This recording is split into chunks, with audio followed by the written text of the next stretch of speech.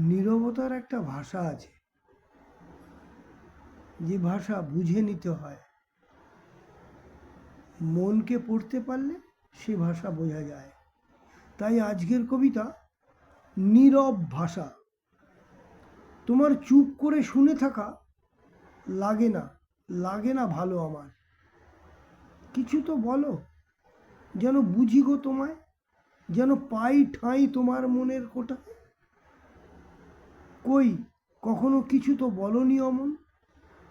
তোমার ভঙ্গিতে কেমনে বুঝি কখন তুমি চাও কিছু বা না চাও।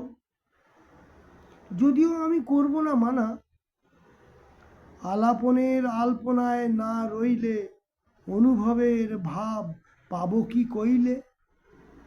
আমি তো বধুয়া হতে চাই তোমারই, বুঝিও না বোঝার ভান কি আমারই।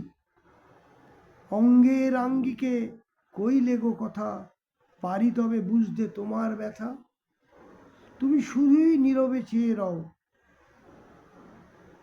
বুঝে নেওয়ার দায় কি শুধু আমারই।